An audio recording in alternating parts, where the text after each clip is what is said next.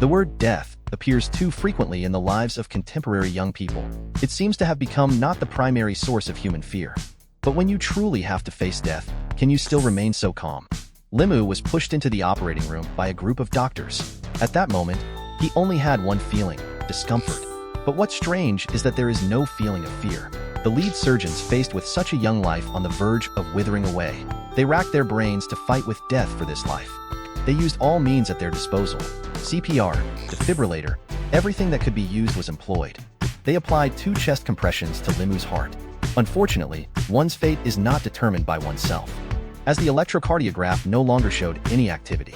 The lead surgeons also knew that they were powerless to turn the situation around. They stood there for a long time in silence, regretting that they were unable to snatch this young life from the hands of death. Limu's consciousness kept sinking.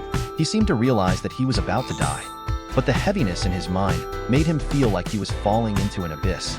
He was powerless to resist anything, only allowing his consciousness to sink deeper and deeper. He didn't know how long had passed. It seems like 1,000 years pass in the blink of an eye. One day, he suddenly heard some noise. Limu slowly opened his eyes slightly. He felt his body light and floating. Did he come to the world after death? Immediately, he heard someone say, "Don't leave. Just bury him here." How did Limu die? He's so young. He hasn't even gotten married yet. But just as they were talking nonstop, Limu, who was lying on the tattered straw mat, suddenly moved a bit. And then he got up and began to crawl.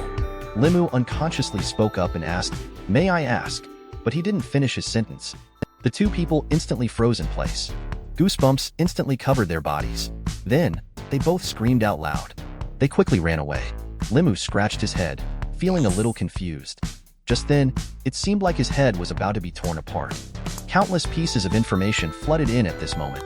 Zhou Nation, Yangqiu City, Limu, Constable, and so on. A large amount of information that did not belong to him surfaced. It was so painful that Limu felt like he was close to death. After a long time, Limu digested those memories. He seemed to realize that he had been reborn.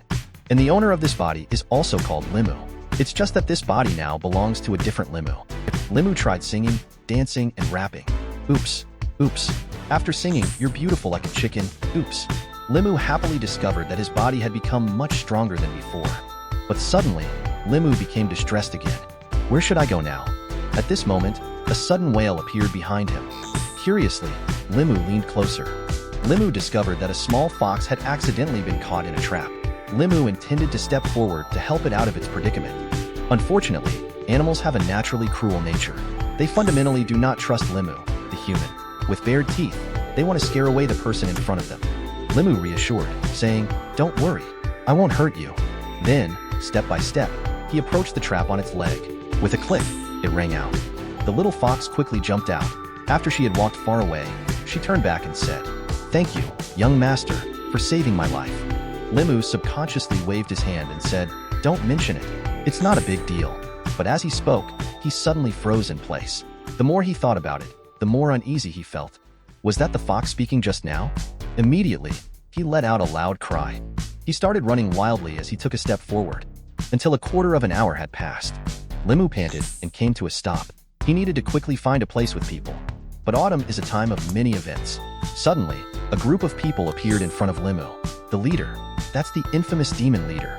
The leading woman pointed at the sword handle with one hand and shouted, "How dare you, you demon!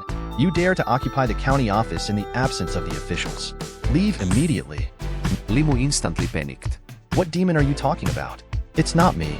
He had a strong sense of impending disaster. This is not good. He thought about the incoming trouble.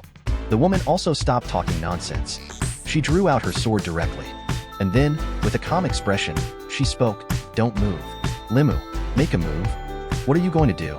But then the woman shouted loudly and pointed her sword at Limu. In an instant, a pure energy enveloped his entire body. After a moment, Limu's body was emitting white vapor, almost blinded by the dazzling light. Just when he couldn't understand what the person in front of him was doing, the woman spoke again. "Just need to confirm. Who are you?"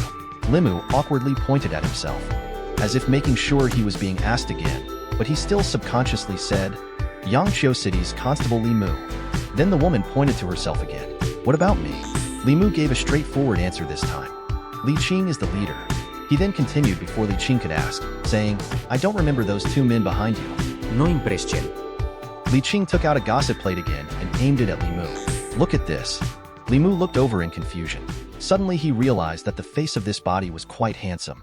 But other than that, there was no other reaction. Li Qing siga.